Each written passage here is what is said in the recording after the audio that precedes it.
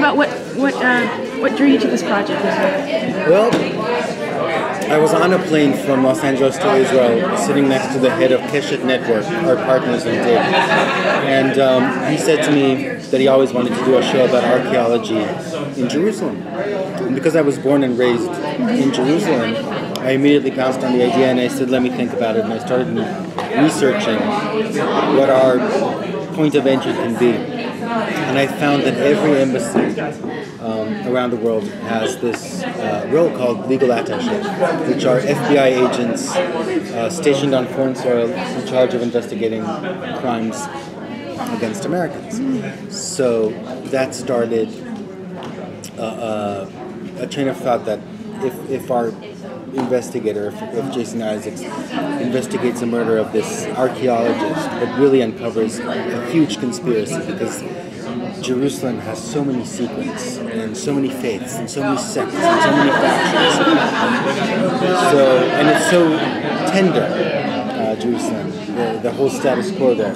So I thought, what if you found a conspiracy that is threatening the world as we know it, and the threat is imminent. And then I met with Tim, and we started, back and forth with ideas, and came up with it. Sure. Can you talk anything about the new partnership with Wattpad and releasing the backstory? Yeah, Just announced yesterday.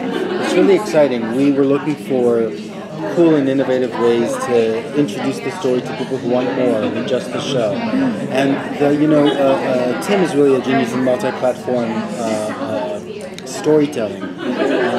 But sometimes you see these 6-parters or 4-parters, whatever it is, and you want more. And what Wattpad is allowing us to do is tell the prequel to our story. And we have 12 chapters, 12 episodes, before we hit the first episode of Dig, to tell the story of Peter and how he got there and what he was doing. It's really exciting.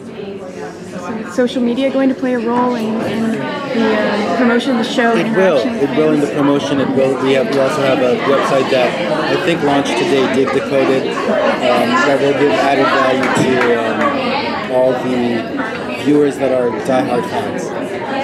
Can you talk more about the casting process, like who you wanted to get for the particular roles, and maybe a little bit more about the characters? Well, Jason Isaacs was the first person we thought of for this role. When we started talking about what we need in Peter, we needed a more mature, hero-type FBI guy who has a dark side, who has vulnerability to him. We both instantly thought of Jason. And funny enough, a few weeks later, while we were still writing the script, we ran into him in this event in our agent's house. Tim and I have the same agent, and we told him, listen, we were working on this project and we have you in mind. And he was like, yeah. And here we are with Jason Isaacs.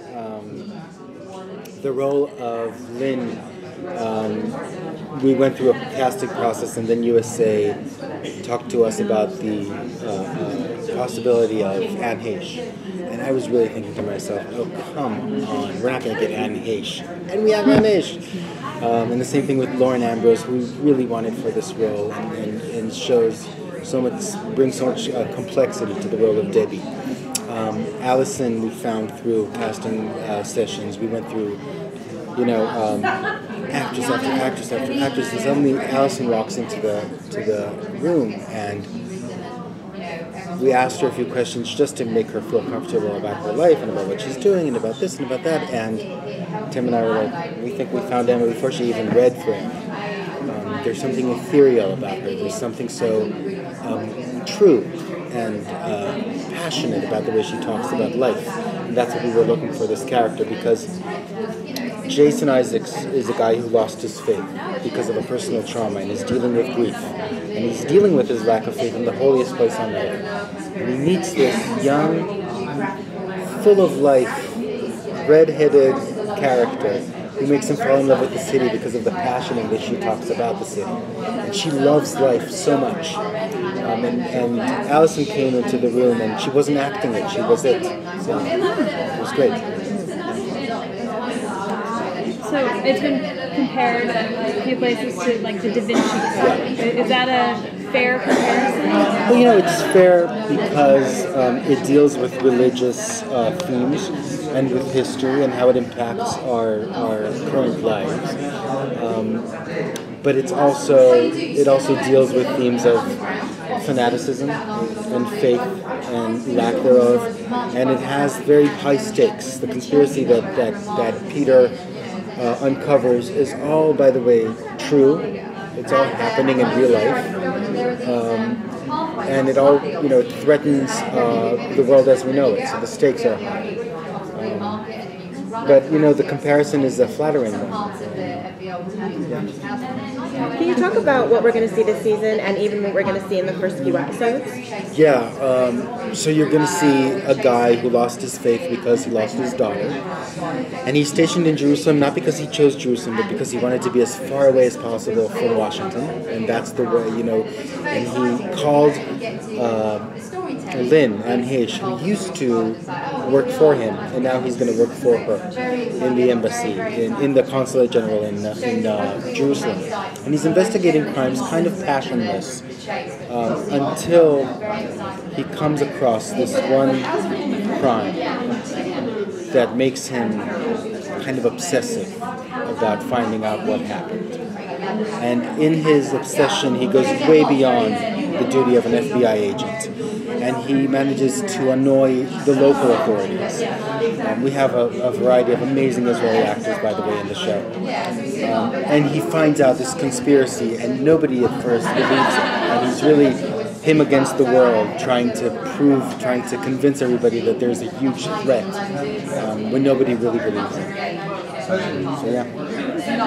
You said it was it's all 100% real. So you're saying that this conspiracy is there. Are you going to add any mythologies as well? Yes, definitely. Okay. We've the bad guys in our show are a group that we made up, but when you look at the elements that we use, the red heifer, people will Google these things and will see that this is actually really happening. In a much less organized way, in a very it's only in the extremes of society, and we of course heightened it for dramatic reasons. But it's there, and it's you can Google it. What is it about these type of projects that really draws you in? Like Prisoners of War, Tyrant. What is it about this that really makes you want to tell this story? Well, both Prisoners of War, Tyrant, and Dig, and also Homeland. It's so much about the secrets that we keep from each other, the traumas that we carry on our shoulders, and how they translate to current events. And I'm fascinated by this. Like I said, I was born and raised in the Middle East. I'm fascinated by the neighborhood. So I write what I know. But I think in all of these shows, there's a theme of where's your home and being torn between two places, and that I think also exists in Dig. So yeah. So speaking of home, what is it about the USA Network that makes it such a great fit for Dig? Well, it was really we wrote the script on spec, Tim and I, and we were looking for the right home for it. And the way they talked about partnering with us, the way they talked about the show, in terms of how they saw it and how they're willing to let us be creative with it, and I think they were brave to buy the show, and they've proven to be very good partners for us. So this is a 6-episode event series, what they're calling it. Is the full story encapsulated in those 6 episodes, or does it leave? Well, if it ends in the 6 episodes, then yes, but we have more story to tell in the Jerusalem series. The way we see it is that it's the first book in a series of books. So it could be a standalone book, or if we're lucky enough, if the audience loves it enough, if USA gives us the opportunity, we have more story to tell. What made you want to do this project with Tim Crane, and how did you guys kind of come together on it? First of all, I'm a huge fan of his, huge fan. And so it was kind of a dream come true to meet with him and do this with him. Also, the story from when I researched it, it's a multi-layered story. And it happens in different places. We have a story that happens in Arizona, we have a story that starts in Norway, we have a story in Jerusalem. That's kind of how Tim's been telling his stories. So I thought it would be a really good fit. And more than anything, I've discovered an amazing human being. So he's not just an amazing writer and an amazing storyteller, but he's a real mensch. And this has been by far the best collaboration I've had. Can you talk a little bit more about Peter and Lynn and their relationship? Is it a sensual relationship? It is. They have a relationship. They have a sexual relationship, and yet they're not in love with each other. And they both have different priorities. He's in a low point in his life, and she used to work for him. Now he works for her. There's a whole thing about a power thing between them. It's not a romantic relationship, and yet it's a sexual one. It's a very grown-up relationship, I'll call it that. And yet, of course, it then gets very complicated for both of them as the series evolves. Because he will take advantage of the relationship and go way beyond the scope of his duty, and she will have to put some very clear borders in front of him. Can you talk about what kind of writers you wanted in your room? They were strong in something, and kind of like the mix. We had an amazing room. We had Carol Barbie and Barry O'Brien, who's worked with Tim before. And Carol ran shows like Jericho and Judging Amy, and she's amazing. And then we had Reza Aslan as a consultant, and we had Brad Winters, who did Oz and The Americans.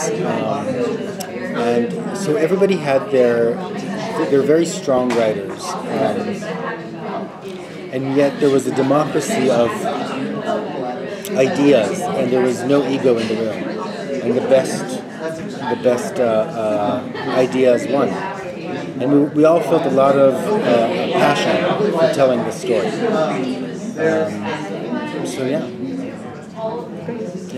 Some of it, it's very important to me. The show is extremely character driven, and yet it's aggressively told plot-wise. So the writers complemented that. They're all very deep writers, and yet know how to move a story forward.